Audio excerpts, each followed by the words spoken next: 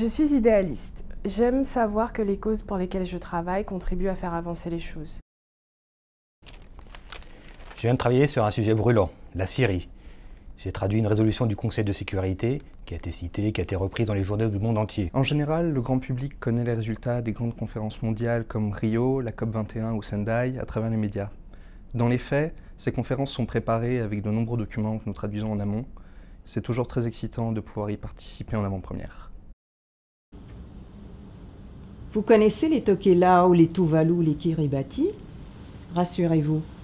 Moi non plus, je ne connaissais pas, avant de traduire des documents sur leur situation politique, économique ou écologique.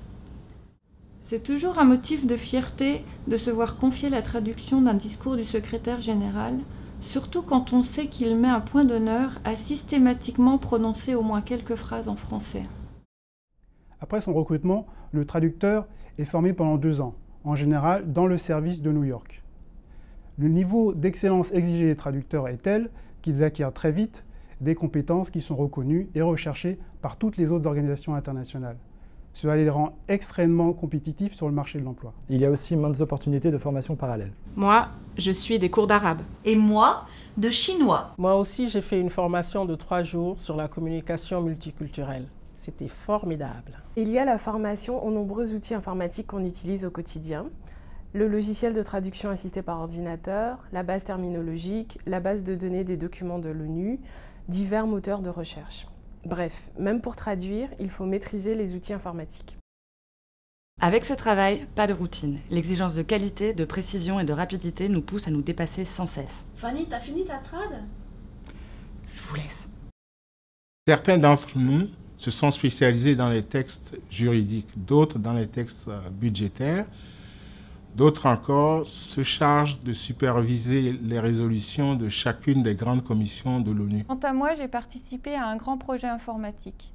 En effet, c'est nous, les linguistes, qui concevons avec les informaticiens les outils d'aide à la traduction dont nous avons besoin dans notre travail quotidien. L'ONU encourage fortement la mobilité, ce qui fait qu'on peut changer de lieu d'affectation plusieurs fois au cours de sa carrière. La majorité des lauréats du concours commencent leur formation à New York. Mais ils peuvent ensuite aller travailler dans les bureaux de Genève, Vienne, Bangkok, Nairobi ou Addis Abeba. À New York, nous sommes en effet une 60aine de traducteurs de langue française. Nous collaborons également avec nos collègues des services de langue anglaise, arabe, espagnole, chinoise, russe ou allemande. S'expatrier peut faire peur, commencer un nouveau travail aussi. Mais ici, on prend soin de nous. L'ambiance générale et la qualité de l'accueil sont 2 gros atouts du service. Le personnel de l'ONU se caractérise par sa très grande diversité ethnique et culturelle. C'est un milieu de travail stimulant, qui ouvre l'esprit. On s'y sent véritablement citoyen du monde. Mes collègues francophones viennent d'environnements professionnels très variés. S'ils sont pour la plupart originaires d'Europe, certains participent de ce que j'appelle la francophonie plurielle.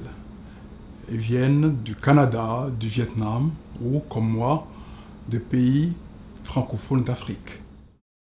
L'ONU compte de nombreux clubs, dont 22 clubs art et culture, 18 clubs de sport, 22 clubs autour de langues ou de pays, et 13 clubs bien-être, santé, spiritualité. Mais moi, ce que je préfère, c'est la bibliothèque de langue française. Et en plus, elle est juste à côté de mon bureau.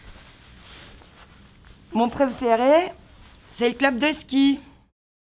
Le statut de fonctionnaire international n'est pas sans avantage. Le salaire permet de vivre dans une ville comme New York, qui est malheureusement inabordable pour beaucoup de traducteurs freelance. L'ONU permet d'obtenir facilement les visas nécessaires pour travailler dans les différents pays d'affectation. Les 6 semaines de congé sont bien agréables et bien pratiques, surtout quand on a des enfants qui ont des vacances scolaires. Et l'assurance maladie est très généreuse. C'est très important à New York, où les frais médicaux peuvent être exorbitants. La caisse de retraite présente, croyez-moi, un avantage certain, surtout par les temps qui courent.